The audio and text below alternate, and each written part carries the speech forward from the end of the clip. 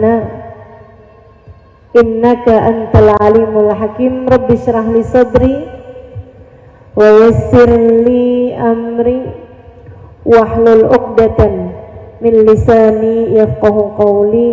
Amma ba'du. Sama-sama kita hormati, kita muliakan sahibatul bait Ibu Dokter Hirzah beserta seluruh keluarganya. Kita doakan semoga selalu berada dalam rahmat ridha Allah Subhanahu wa taala, selalu dalam lindungan dan bimbingan Allah Subhanahu wa taala. Dipanjangkan umurnya, disehatkan badannya, dimudahkan urusannya, dikabulkan hajatnya, dibahagiakan hidup dunia akhiratnya. Segenap Hubabah, ya, ibundanya Ibu Hajah Komariah, mudah-mudahan Allah SWT sehatkan badannya. Juga Ibu Hajah Sofia,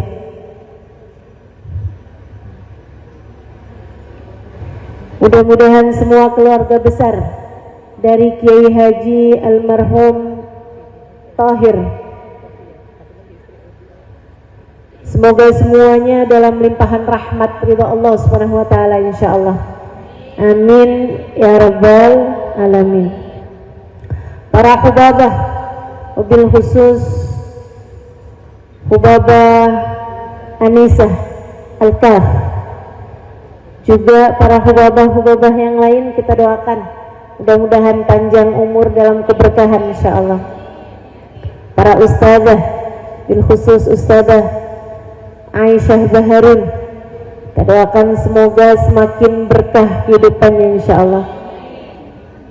Tim Hadrah Az-Zahra dan juga semua jamaah yang hadir di majelis ini, segenap ibu-ibu nyai, segenap pimpinan majelis ta'lim, ibu wali kota juga, dan semua yang hadir di majelis ini, baik ibu-ibu, kakak-kakak, adik-adik, anak-anak, nenek-nenek, janda-janda. Semoga semuanya dirahmati dan dicintai Allah Subhanahu wa taala, disayangi dan disyafaati Nabi besar Muhammad sallallahu alaihi wa ala alihi wasallam insyaallah. Amin ya.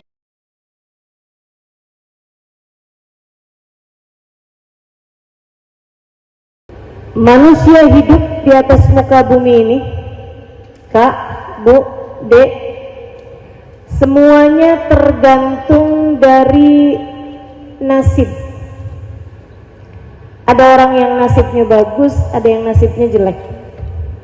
Dan nasib ini gak ada urusan sama banyaknya harta yang dipunya, juga tidak terkait sama cantiknya wajah. Nasib ini bahkan tidak terkait sama tingginya IQ, kecerdasan. Enggak. Ada banyak orang cantik nasibnya jelek. Ada juga orang kaya nasibnya jelek. Ada juga orang miskin nasibnya jelek.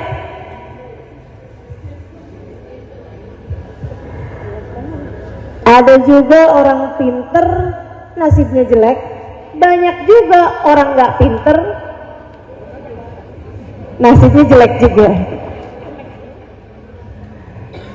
Nasib tidak terkait sama itu semuanya. Nasib terkaitnya sama apa? Ini saya kasih tahu. Nasib terkaitnya sama apa yang Allah bagi sebagai penentu nasib manusia. Kalau Allah memandang hambanya dengan pandangan penuh kasih sayang, orang tersebut bakal bernasib bagus, bernasib baik. Anak yang paling beruntung adalah anak yang dipandang Allah dengan pandangan penuh kasih sayang.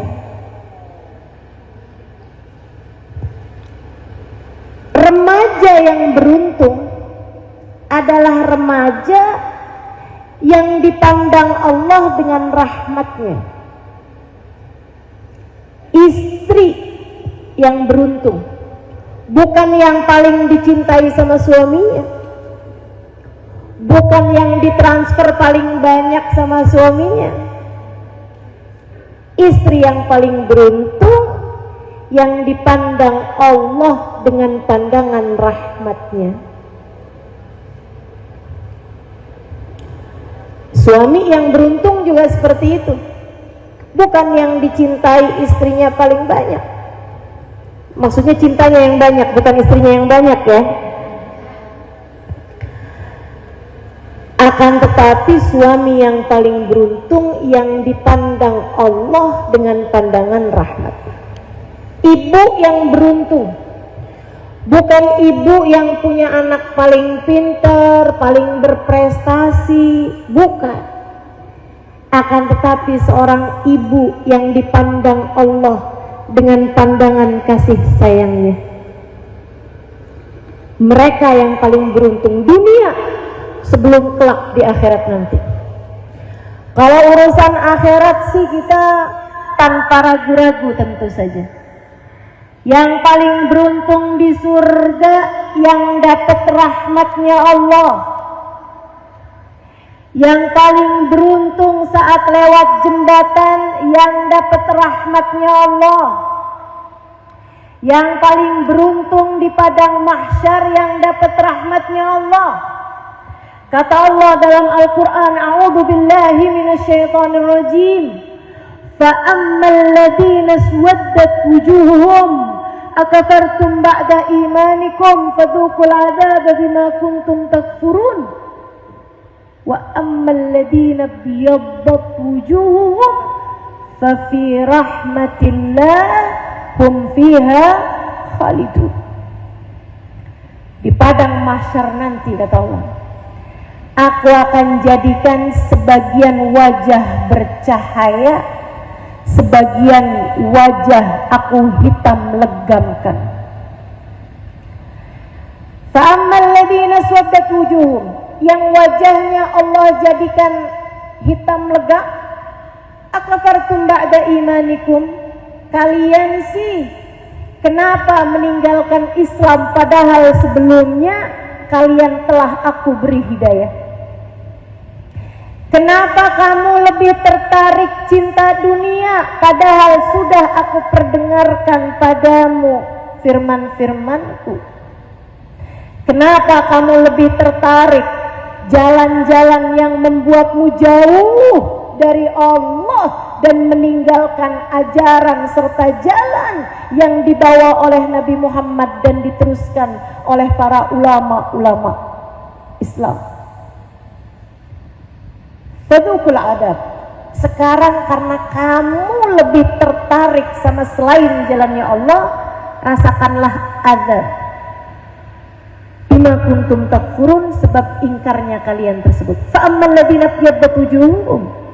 Nah, kalau yang wajahnya dibuat bercahaya itu kenapa ya Allah? Fa fi rahmatillah. Karena mereka berhasil meraih rahmatnya Allah, karena mereka adalah orang-orang yang mendapatkan rahmatnya Allah. Di akhirat yang paling beruntung yang dapat rahmatnya Allah. Di kubur juga gitu. Siapa yang paling beruntung di kuburnya? Bukan yang harga kuburannya paling mahal. Sekarang lagi musim nih, anak-anak kalau orang tuanya meninggal dikuburin di tempat-tempat yang mewah.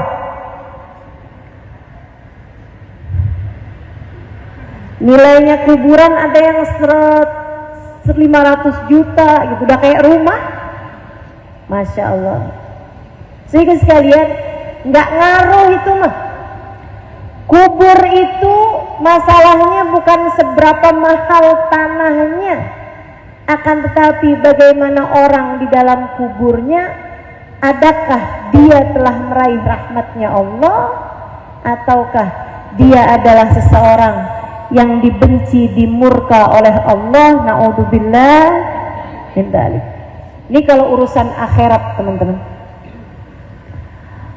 Diawali urusan akhirat itu dari saat ajal datang menjemput. Saat kematianmu tiba, kamu hanya akan menjadi salah satu dari dua jenis orang yang Allah berkenan memandangmu dengan kasih sayang, ataukah seseorang yang Allah tak sudi membukakan pintu rahmatnya bagimu. Saat ajalmu tiba, kamu hanya akan menjadi salah satu dari dua orang, peraih husnul khatimah yang dicinta Allah Subhanahu wa taala, ataukah naudzubillah min dzalik, Allah memurkaimu sehingga Allah tutupkan rapat-rapat pintu rahmatnya darimu. Naudzubillah min dzalik. Orang kalau udah sama Allah ditutup darinya pintu rahmat, kira-kiranya mau pergi kemana kalau ajal datang menjemputnya? Saudara sekalian, saya ingat saya ini lama hidup di pondok pesantren. Habis dari Darullah, saya pindah pesantren di Al-Tauhidiyah Tegal, kemudian pindah lagi di Al-Anwar Sarang Rembang, kemudian ke Tarim Hadramut Daruz Zahra, sampai dengan mengajar di Daruz Zahra. Saya lama di pondok pesantren dan saya betah di pondok pesantren. 12 tahun saya mondok pesantren. Kalau dibilang pinter, mudah-mudahan. Tapi kalau ngelihat masa belajarnya sebenarnya nggak pinter-pinter amat lah. Lama belajarnya, 12 tahun. Saya betah di pondok pesantren. Tapi kalau saya ditanya, Ustazah, waktu mondok pesantren saat apa yang paling Ustazah sukai? Saat saya ada di pondok pesantren, saat yang paling saya sukai adalah saat saya pulang ke rumah.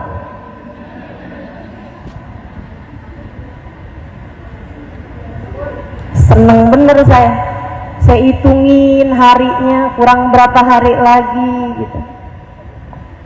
Kenapa gitu? Karena saya tahu saat saya pulang ke rumah, yang di rumah ridho pada saya, yang di rumah sayang sama saya, yang di rumah bersiap menyambut saya dengan segala kasih sayang mereka. Umi saya udah tanya mau dimasakin apa, abah saya tanya mau diajak jalan-jalan kemana, mau dibeliin apa. Gimana nggak senang? Saya pikir semua orang selalu senang pulang, tapi ternyata tidak. Satu hari ketika saya sudah mulai ngajar-ngajar seperti ini, saya lagi ada di Jakarta, HP saya pegang buat nunjukin jalan ke arah majelis. Di tengah jalan, waktu handphone saya pegang itu, ada telepon masuk, membuat saya nggak bisa lihat petanya. Mau nggak mau saya mesti angkat, padahal biasanya saya tidak mengangkat telepon dari nomor yang tidak saya kenal. Jadi nggak usah coba-coba telepon saya. Saya pun mengangkat nomor telepon tersebut karena saya mau bilang sama dia tolong tutup teleponnya, sebab HP-nya sedang saya pakai buat tunjuk jalan. Ketika saya angkat, suara tangisan seorang perempuan. Nyesek banget nangisnya. Sampai mau saya tutup, kesian. Akhirnya saya bilang sama yang nyetirin saya, kita minggir dulu aja. Saya tanyain, kamu kenapa? Dia bilang, maafin saya Ustazah. Kamu siapa? Saya bilang, Ustazah nggak kenal sama saya. Ya makanya saya tanya. Ustazah nggak perlu kenal siapa saya. Oke, baiklah. Ustazah kasih tahu saya mesti ngapain. Dia pun kemudian bercerita bahwa dia adalah seorang anak gadis umur 21 tahun yang kabur dari rumah sama pacarnya. Dia sekarang galau, dia sekarang gelisah, dia tidak tahu apa yang harus dia lakukan. Dia kemudian telepon temennya memberikan nomor telepon saya. Teman-teman sekalian, saya karena terkait sama hukum fikih, saya mesti jelas tanya sama dia. Adakah kamu sekarang sedang hamil? Dia bilang, enggak Ustazah. Alhamdulillah. Adakah sekarang kamu masih perawan? Enggak Ustazah. Innalillah. Yang tadi alhamdulillah ya. Saya bilang baik. Sekarang hal pertama yang harus kamu lakukan adalah bertaubat kepada Allah. Kamu sesali dosa perzinaan yang telah kamu lakukan. Hal kedua yang harus kamu lakukan adalah pulang ke rumah orang tuamu. Dia bilang, Ustazah jangan suruh saya pulang. Saya bilang, kamu harus pulang. Saya nggak berani pulang. Saya takut pulang. Kenapa saya bilang? Sebab pasti orang tua saya benci saya. Pasti orang tua saya mengusir saya. Pasti orang tua saya tidak akan berkenan menerima saya. Saya bujukin dia untuk tetap mau pulang. Kemudian saya pun menutup telepon sesudah mendoakan dia. Saya jadi tahu ternyata tidak semua orang suka pulang. Enggak semua orang senang pulang. Kematian adalah seperti itu. Kematian adalah saat kepulanganmu kepada Allah. Teman-teman saudara sekalian, kematian adalah saat kepulanganmu kepada Allah.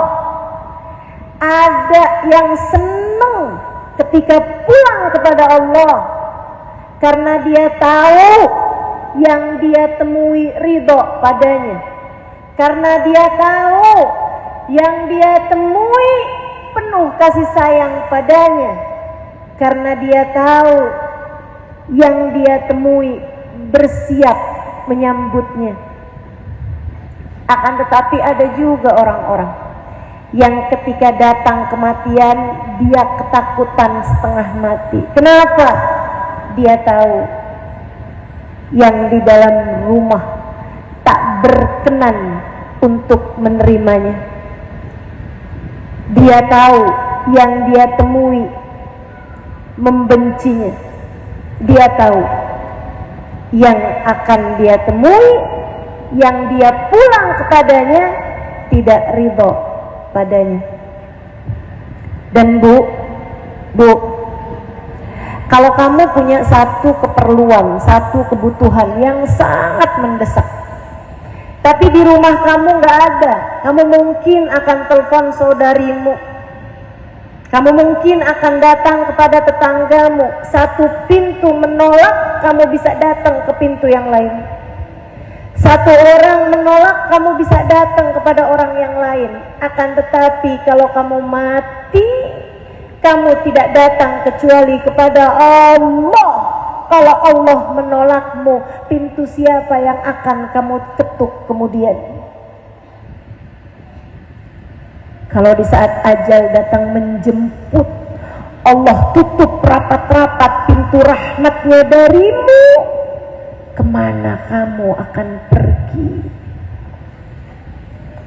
Saudaraku sekalian yang saya muliakan, maka penting bagimu, penting bagiku, di sisa hidup yang Allah bagi kepada kita ini, untuk mulai mencari-cari rahmatnya Allah, untuk mulai menapaki jalan mendekatkan kita kepada kasih sayang Allah. Dan jangankan sejak kematian, ini kita nih di dunia nih sekarang ini nih, yang paling beruntung diantara kita, saya ulangi, bukan yang punya paling banyak dari harta dunia, bukan yang dikasih muka paling cantik, bahkan bukan yang dijadikan suaminya paling cinta sama dia, bukan bahkan yang dikaruniai apa yang menjadi idealnya kehidupan seorang manusia. Bukan berarti kalau kamu belum menikah kamu sudah pasti tidak beruntung. Bukan berarti kalau kamu sudah menikah tapi nggak dikasih anak, bukan berarti kamu bernasib yang tidak baik. Bukan berarti kalau kamu sudah punya anak kemudian anakmu meninggal di usia kecil, bukan berarti kamu melihat nasibmu adalah nasib yang sangat buruk. Tidak, teman-teman saudaraku sekalian, tidak begitu. Yang bernasib buruk adalah yang dipandang Allah dengan pandangan murka. Yang bernasib baik adalah yang selalu dipandang Allah dengan penuh kasih sayang. Teman-teman saudaraku sekalian yang saya muliakan, saya baca Al-Quran. Saya tahu semua orang baca Quran. Di Quran itu Allah banyak cerita tentang orang-orang rugi, tentang orang-orang beruntung. Di Quran Allah cerita tentang perempuan yang bernasib jelek. Perempuan nasibnya jelek. Miskin? Enggak. Kaya raya. Jelek mukanya? Enggak. Cantik jelita. Nasibnya buruk tapi. Enggak punya suami mungkin? Enggak. Dia punya suami kaya raya dan ganteng luar biasa. Enggak punya anak mungkin? Anaknya banyak. Cakep-cakep, pinter-pinter. Tapi nasibnya jelek. Namanya Ummu Jamil. Ummu Jamil. Siapa itu? Istrinya Abu Lahab. Abu Lahab itu paman Nabi Muhammad yang dari gantengnya, cakepnya mukanya sampai dipanggil dengan panggilan Abu Lahab, pemilik wajah yang menyala-nyala. Sementara istrinya ratu kecantikan kota Mekah, hingga dipanggil Ummu Jamil, ratu kecantikan. Beruntungkah? Tidak. Nasibnya baguskah? Enggak. A'udzu billahi minasyaitonir rajim. Tabbat yada Abi Lahabin wa tab. Celaka Abu Lahab, sungguh-sungguh telah celaka. Ma aghna anhu maluhu wa ma kasab. Hartanya enggak akan manfaat baginya, anak-anaknya enggak akan manfaat bagi. Wa imra'atuhu sayasla naran data lahab. Dia akan masuk ke dalam api neraka yang berkobar-kobar. Wa imra'atuhu, sama istrinya tuh si Ummu Jamil, hammalatal hatab, tukang bawa kayu bakar. Katanya kaya, kok bawa kayu bakar? Orang kaya nggak bawa kayu bakar dari zaman dulu juga. Dia punya pelayan, dia tinggal beli. Tapi kenapa Allah menceritakannya sebagai pembawa kayu bakar? Teman-teman sekalian, dia punya kebencian yang besar di hatinya kepada baginda Nabi Muhammad. Kebencian itu membuat dia kerjaannya nyari pohon-pohon tumbuhan-tumbuhan yang banyak tumbuh di rawa-rawa dengan duri-duri yang panjang-panjang. Diambilin pohon-pohon tersebut, dia taruh duri-durinya di jalanan yang kiranya akan dilewati oleh Nabi Muhammad. Kebencian, mohon maaf, bikin orang jadi bahlul. Kebencian bikin orang jadi nggak bisa berpikir wajar. Ini Ummu Jamil, kalau nggak karena kebenciannya kepada Nabi Muhammad, dia perempuan cantik, anggun, elegan. Akan tetapi karena kebenciannya kepada baginda Nabi besar Muhammad SAW, bikin dia jadi kayak perempuan yang nggak normal. Masa naruhin duri di jalanan yang kiranya akan dilewati Nabi Muhammad? Kalau kena anaknya gimana?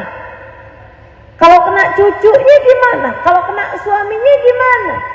Dan akhirnya benar, duri tersebut satu waktu mengenai kaki dirinya sendiri. Dilupa naruhnya di mana aja, akhirnya kena ke dirinya sendiri. Dia kesakitan setengah mati. Dia pun kemudian mengarah ke sebuah pohon. Saat itulah Allah Subhanahu wa ta'ala yang memang sangat murka kepada perempuan yang hatinya penuh dengan kebencian ini, memerintahkan malaikat Israel untuk mencabut nyawanya, tapi tidak secara wajar. Yang lain dicabut nyawanya dari atas ke bawah. Dia, teman-teman sekalian, Allah jadikan malaikat menjerat lehernya. Jadi dia punya tali yang biasa dipakai buat ngiket kayu bakarnya itu tadi, buat ngiket kayu yang ada duri-durinya tadi itu. Talinya itu tersampir di kanan kiri bahunya. Malaikat dari belakang ngambil bagian kanan, ngambil bagian kiri, tengah-tengahnya ada pohon, dijerat sama malaikat hingga matilah dia dalam keadaan fi jidha hablum min masad. Di lehernya ada tali yang menjerat. Allah kalau sudah benci kepada seorang hamba, bisa sebegitu memilukan nasibnya, bisa sebegitu sengsara hidupnya, teman-teman. Abu Lahab, pernah dengar bagaimana cara Allah membuatnya mati? Dikasih penyakit semacam virus begitu ya, yang membuat dokter-dokter bilang jangan ada yang deket, nanti bisa nular. Sehingga anak-anaknya pun gak berani mendekat. Dia kepanasan, kesakitan, setengah mati, gak ada siapapun mau mendekatinya. Dia kemudian bilang dengan suara parau di akhir-akhir hidupnya, haus, haus, air, air. Anaknya ngambil galah, ditaruhin gayung di ujungnya, diambilin air, kemudian dari kejauhan meletakkan air tersebut di mulut sang bapaknya tersebut. Laki-laki yang dipandang di masyarakat, paman Nabi Muhammad, anak Abdul Muttalib, pemimpin Quraisy, kaya raya, anaknya banyak, istrinya cantik, dan seorang dengan wajah yang cakep luar biasa. Allah hinakan hidupnya, akhir hidupnya keluarganya tak ada satupun yang berkenan ada di sampingnya, sampai mati dalam keadaan seperti itu. Habis mati dokternya bilang, ini walaupun dia mati, virusnya nggak mati, dia tetap bisa nolak, tetap bisa nular juga. Apa yang terjadi? Anaknya yang suruh ngubur nggak ada yang mau, takut, nggak ada yang berkenan buat pegang badannya. Akhirnya sama anak-anaknya dibikinin sekitar jarak 2 meter 3 meter dari tempat jenazahnya, digali tanah. Habis digali tanah, pakai sekop didorong-dorong badan bapaknya sampai kemudian jatuh ke lubang tersebut. Buru-buru mereka segera menguburnya. Nggak dapat rahmatnya Allah, dimurka sama Allah. Nggak pernah enak, teman-teman seriku sekalian. Kamu kalau dibenci sama Allah, hidupmu gak akan pernah menyenangkan. Kamu kalau Allah memandangmu dengan pandangan kebencian, hidupmu hanya akan berisi siksaan demi siksaan. Meski berapapun yang kamu punya, meski apapun yang berhasil kamu raih di atas muka bumi ini, nasib manusia hanya bergantung dari apakah Allah merahmatinya atau tidak. Di Quran Allah juga cerita tentang perempuan beruntung. Saudaraku sekalian yang saya muliakan, perempuan yang hatinya tertambat dengan Allah Subhanahu wa taala, ibunda Nabi Musa. Hari kelahirannya ditandai dengan mimpinya Fir'aun, bahwasanya kekuasaanmu akan hancur disebabkan seorang laki-laki yang lahir di malam ini. Saudaraku sekalian yang saya muliakan, malam hari itu Yukabad, ibunda Nabi Musa, baru saja melahirkan Nabi Musa alaihissalam. Teman-teman saudaraku sekalian, Fir'aun muntab, Fir'aun marah, Fir'aun murka. Beberapa hari kemudian Fir'aun memerintahkan untuk membunuh semua bayi yang lahir pada masa tersebut. Galau luar biasa hati semua orang tua. Sampai tibalah waktu itu ketika pasukan Fir'aun datang ke kampungnya Nabi Musa. Ibunda Nabi Musa galau luar biasa, kacau hatinya. Ya Allah, apa yang harus saya lakukan terhadap putraku ini ya Allah? Teman-teman saudaraku sekalian yang saya muliakan, gak lama dia dengar anak laki-laki di rumah tetangganya yang semula menangis, gak lama kemudian tertebas pedang pasukannya Fir'aun hingga kemudian tewas seketika itu juga, diiringi dengan jeritan ibu, bapak dan seluruh keluarganya. Ibunda Nabi Musa semakin kalut. Dia minta kepada Allah, ya Allah, selamatkanlah anakku. Teman-teman, perempuan yang hatinya bersambung sama Allah, dipandang sama Allah dengan pandangan kasih sayangnya, Allah punya lebih dari 1001 cara untuk bisa menyelamatkannya. Allah perintahkan, letakkan dia di dalam kuali yang tengah menyala api di bawahnya itu. Sang ibu yang hatinya bergantung sama Allah, ketika Allah memerintahkannya seperti itu, malaha illa an taqul sami'na wa ata'na. Ya Allah, aku dengar dan aku penuhi perintahmu. Diletakkan anaknya di situ. Saudaraku sekalian, pasukan nyari nggak akan pernah kepikir dong. Masa ada orang tua anaknya mau dibunuh, daripada dibunuh sama pasukan Nabi Musa, mendingan sekalian aja dah dibuat marak. Nggak mungkin. Sekalian aja dibuat rendang. Nggak mungkin kan dibuat gulai misalnya gitu, nggak ada. Mereka nggak kepikir ada seorang yang meletakkan anaknya di tengah kuali tersebut. Bawahnya api menyala. Selamatlah Musa, pasukan semuanya pergi. Sudah mereka mencari kesana kemari, nggak dapat anaknya. Kemudian sudah mereka jauh, ibunda Nabi Musa dengan panik membuka kuali tersebut. Di sanalah dia mendapati anaknya selamat tanpa kurang suatu apa. Allah kalau mau nyelamatin, apa sih yang orang bisa perbuat? Apa? Allah kalau mau menyelamatkan, api nggak bisa ngebakar. Allah kalau mau menyelamatkan, air tidak bisa membuat tenggelam.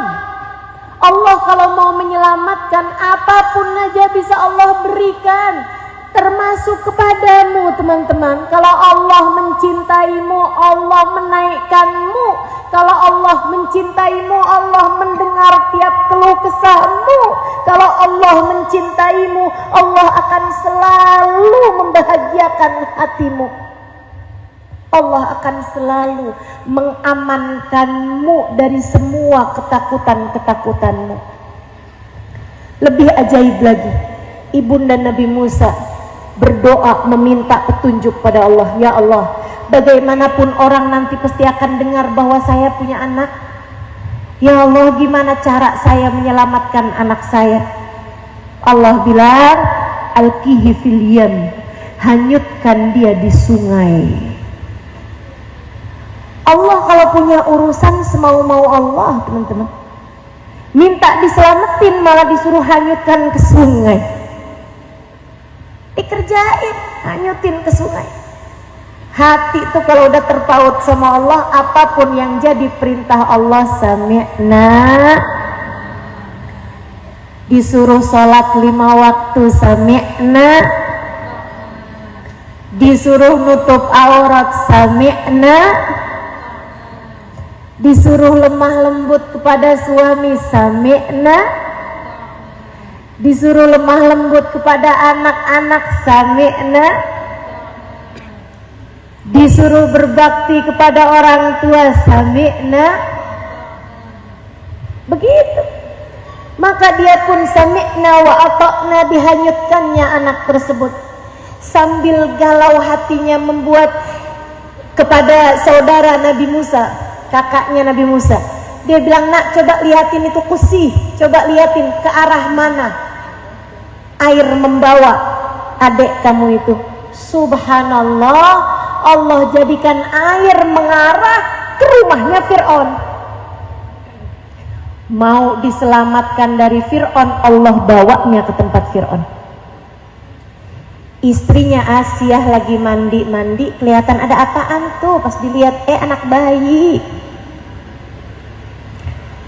Dia pun ngambil bayi tersebut, cakep, Allah taruhkan dalam hatinya rasa cinta.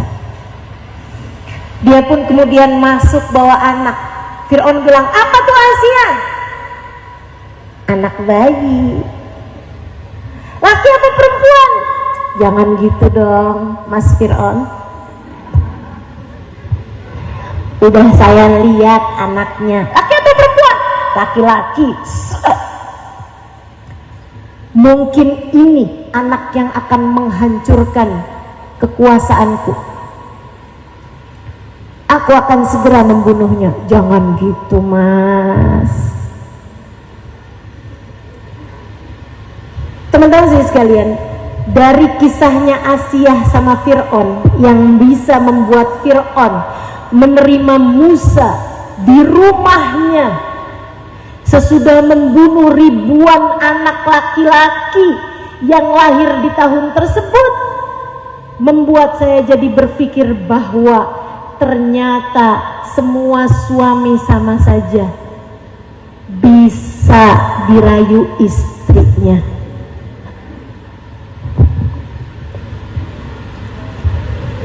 Betul nggak? Suamimu nggak Fir'aun amat loh. Ayo, belajar jadi perempuan yang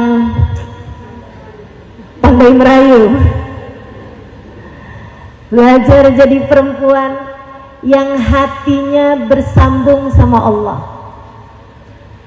Minta petunjuk pada Allah dalam segala keadaan. Itu pasti dibimbing terus-terusan. Yang saya bayangin, Asiyah ngomong begini, Fir'aun, bagaimanapun kalau itu adalah takdir yang harus kamu jalani, itu pasti akan terjadi, mau atau tidak mau. Kalau anak yang dimaksud itu adalah anak ini, segala macam cara kamu menghancurkannya, kamu gak akan pernah bisa. Bukankah daripada anak ini jauh di mana-mana, jauh lebih aman bagimu kalau anak ini di rumah kita? Iya juga ya.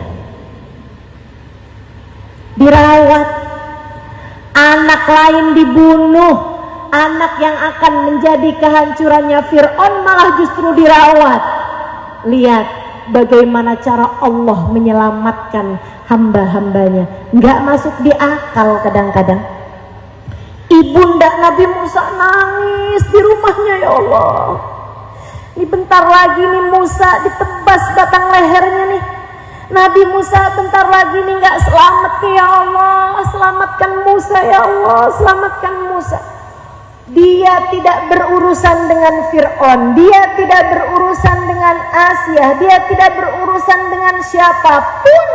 Hatinya hanya berurusan kepada pengendali semua manusia, Allah Subhanahu wa ta'ala. Teman-teman saudaraku sekalian, dari cerita ini kamu bisa tahu hati Fir'aun berada dalam kendali Allah,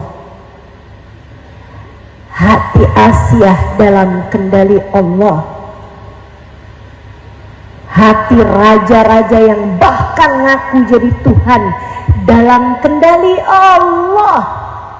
Apalagi hati suamimu itu, apalagi hati anak-anakmu. Kok kamu sampai ngerasa kewalahan ngadepin suami kamu? Kok kamu sampai ngerasa betapa sulitnya mendapatkan hati suami kamu? Kenapa kamu sampai sebegitunya gitu? Teman-teman saudaraku sekalian yang saya muliakan, kamu lupa. Kenapa kamu merasa capek ngadepin suami kamu? Kenapa kamu ngerasa putus asa ngadepin suami kamu? Karena kamu lupa hati suamimu berada dalam kendali Allah. Ingat-ingetin ucapan saya. Hati suamimu berada dalam kendali Allah. Makanya yang dilakukan sama Yukabat kayak begitu. Ya Allah, Musa ya Allah, selamatin ya Allah. Dan ibunda Nabi Musa tak peduli.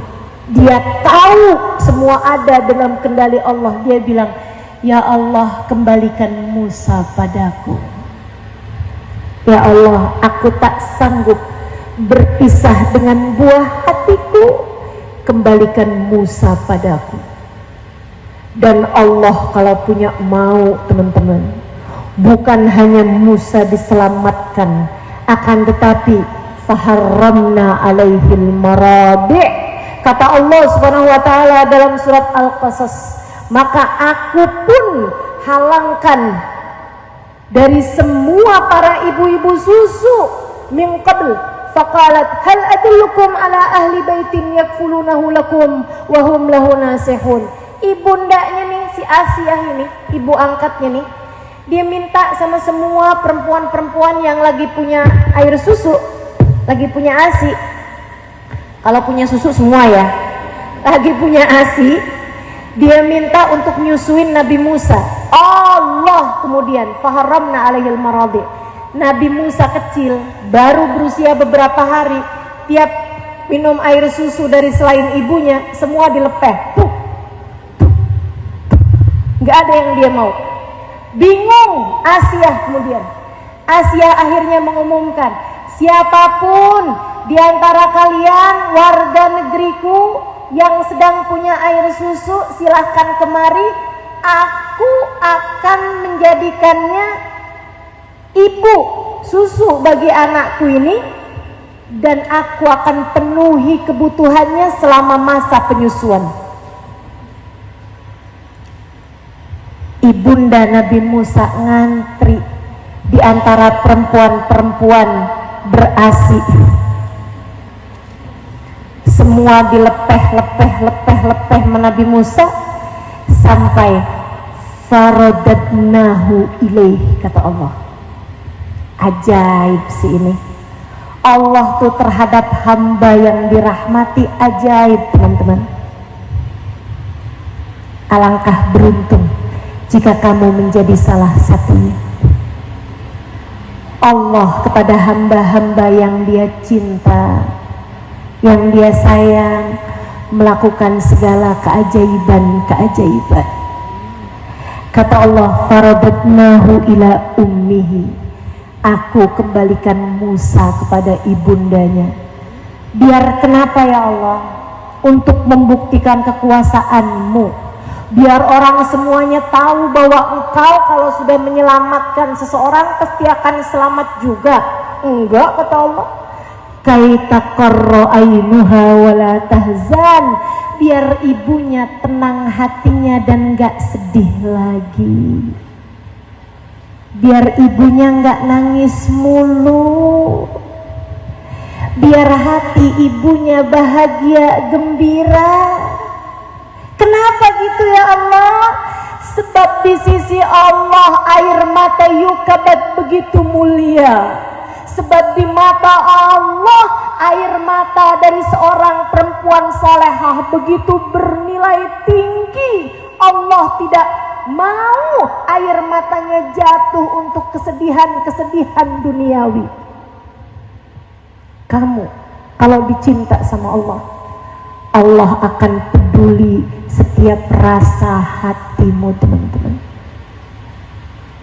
Kamu kalau dicinta sama Allah, Allah tak akan membiarkanmu bersedih hati. Sekarang terserah kamu, mau jadi Ummu Jamil atau mau jadi Yukabat. Pilihan ada padamu. Saat hidup ini, kalau kamu memilih, baiklah kalau begitu. Saya ingin menempuh jalan menuju kasih sayang Allah. Saya ingin menjadi seorang perempuan yang bernilai di mata Allah. Saya ingin menjadi seorang perempuan yang memiliki hubungan erat, dekat, hangat dengan Allah Subhanahu wa Ta'ala. Kalau kamu serius pengen menjadi yang seperti itu, saya kasih tahu jalannya. Ada 5 tangganya. Saya cuma mau terangin tipis-tipis saja karena udah sore. Yang pertama, utama tinggalin dosa. Bertaubatlah dari dosa. Apapun aja jenis dosanya.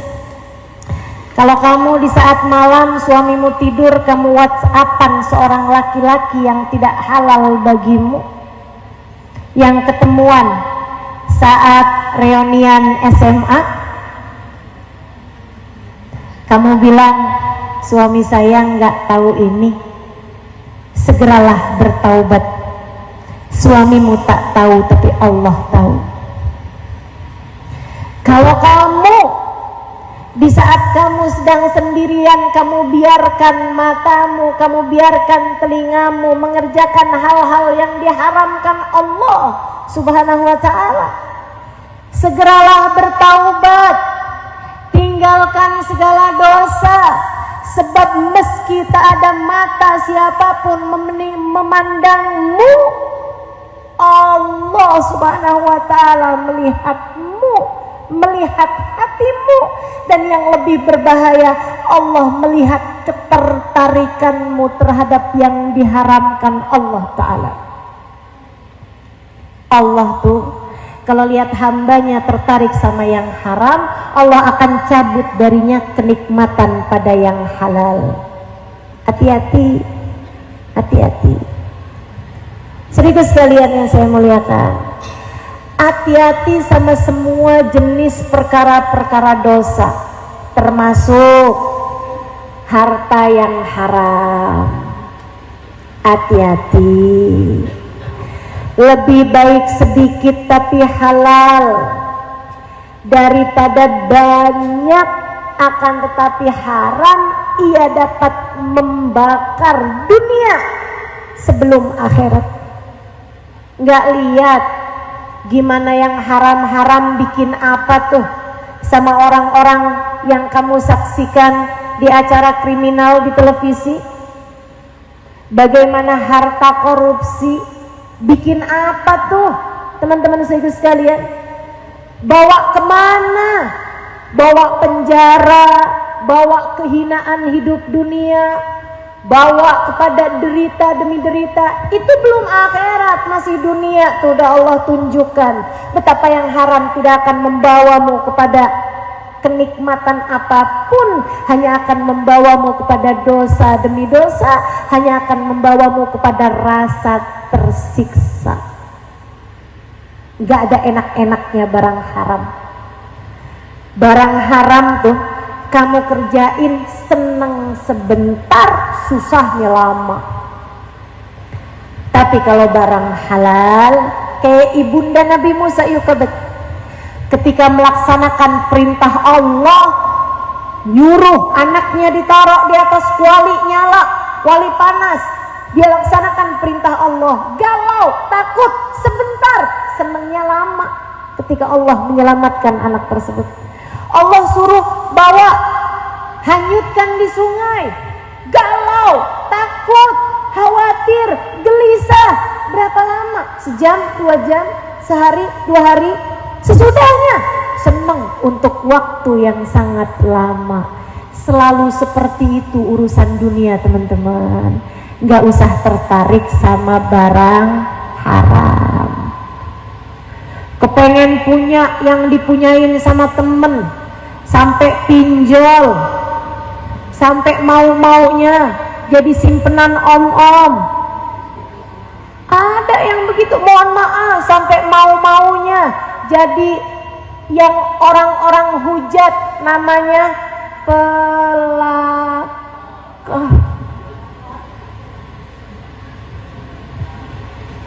Senang berapa lama?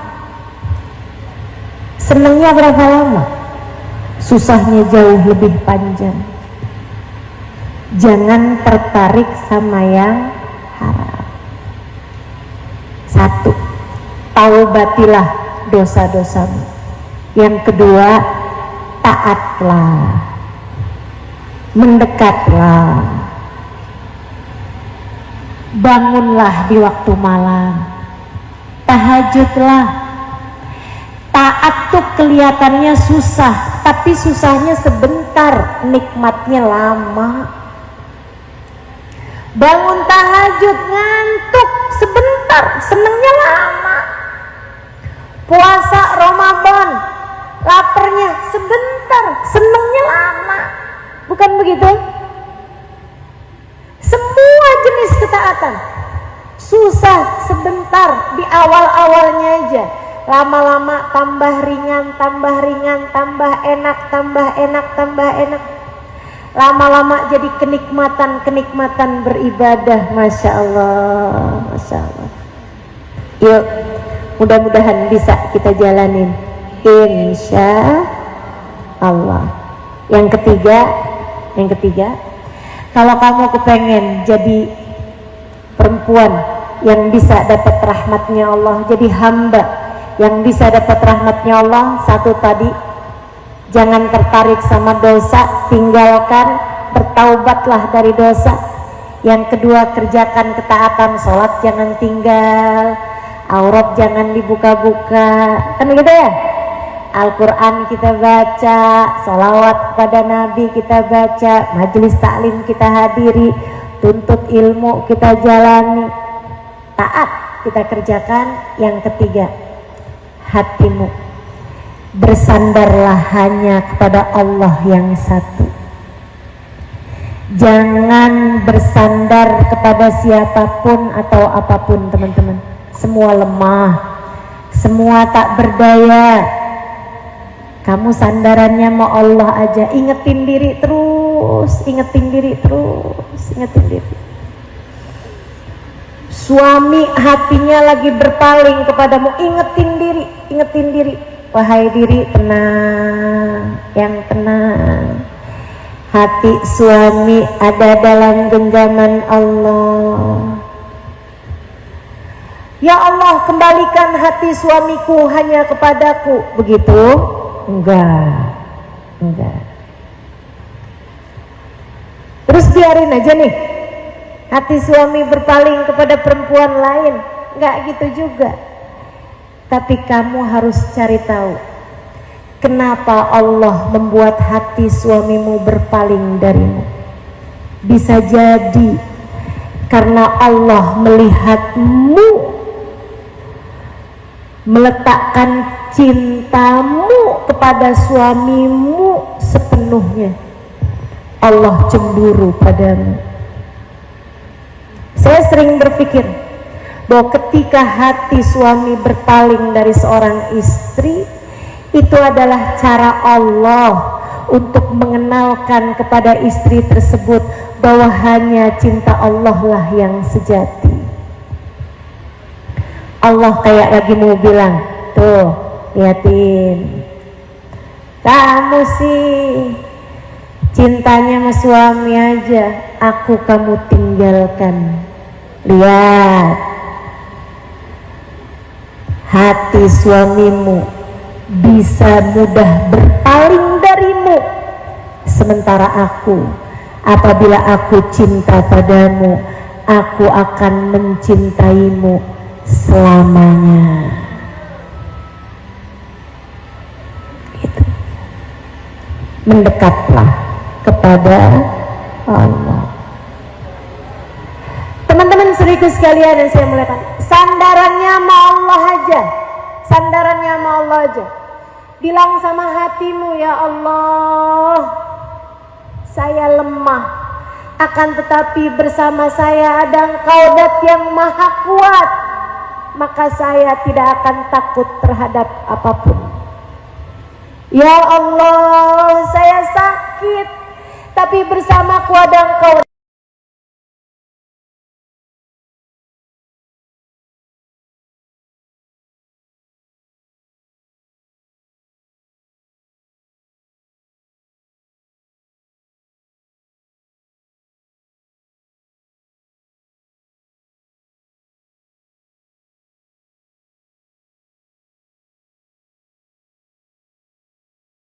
Dalam keadaan santai, hidupnya tenang terus, hidupnya santai terus. Bukan berarti hidupnya nggak punya masalah, bukan berarti hidupnya selalu senang terus-terusan, bukan. Akan tetapi dia sandarannya enak kepada Allah, sandaran sepenuhnya hanya kepada Allah, maka orang-orang melihatnya, ia begitu rileks, ia begitu rehat, ia begitu santai, ia begitu bahagia hidupnya. Ini kayak ibu-ibu nih, kalau ngelihat saya kayak begini kan kayak capek, tapi kalau ibu-ibu lihat saya kayak gini, enak kan? Santai. Sedikit sekalian, ketiga. Yang keempat, kalau kamu kepengen dicinta sama Allah Subhanahu wa Ta'ala, jangan jauh-jauh dari doa. Selalulah minta sama Allah, selalulah minta petunjuk dari Allah. Pagi-pagi tuh, pagi-pagi habis sholat subuh kamu baca zikir-zikir, sholat duha biasanya kan minta rezeki. Sholat sunnah yang lain ada yang dikerjain, ada yang ditinggal, tapi duha nggak pernah tinggal. Kenapa gitu? Rezeki. Pagi-pagi selain kamu sholat duha, sholatlah istikharah. Ini diajarkan oleh guru kami Sayyidul Habib Umar bin Hafid berdasar dari hadisnya Nabi besar Muhammad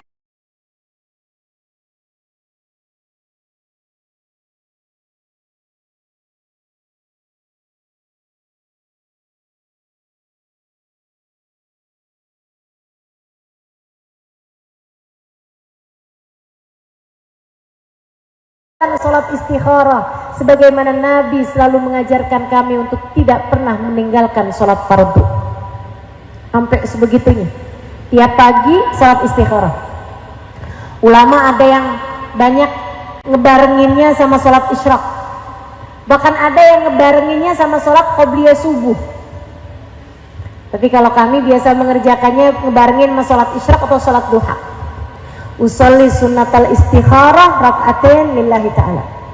Habis selesai sholat kamu angkat tangan, ya Allah, ada hari baru lagi yang kau minta kami menjalaninya, ya Allah. Nggak ngerti, nyerah. nggak ngerti gimana saya harus menjalaninya seperti yang kau inginkan. Maka bimbinglah hamba-Mu ini ya Allah, agar dapat menjalani hari ini dengan cara yang terbaik. Bimbing mata, bimbing telinga, bimbing lisan untuk bisa melakukan yang terbaik.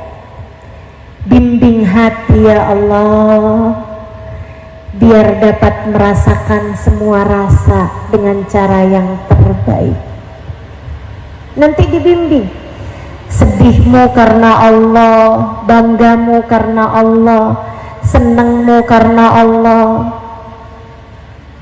Allah bimbing nanti kamu menjalankan hari-hari sesuai dengan cara para hamba-hamba Allah menjalani hari-harinya. Dan yang terakhir, kalau kamu pengen selalu jadi hamba Allah Subhanahu wa Ta'ala yang dicinta sama Allah, bergaullah dan cintailah hamba-hamba yang tercinta di sisi Allah, wa fi muqaddimihim, yang terutamanya manusia paling tercinta di sisi Allah, baginda Nabi besar Muhammad sallallahu alaihi wasallam. Hatimu mesti kenal cinta sama Nabi Muhammad. Hatimu mesti kenal cinta sama semua orang-orang yang dicinta sama Allah. Kenal Sayyidah Fatimah, kenal Sayyidah Khadijah, kenal Sayyidah Aisyah, kenal kehidupan orang-orang soleh. Hatimu cinta sama para ulama, hatimu cinta sama para ustazah, hatimu cinta sama para ubaba. Itu jalan teman-teman, itu dasar, itu modal hidup dalam petunjuk Allah Subhanahu wa Ta'ala. Hati penuh cinta kepada hamba-hamba Allah yang soleh.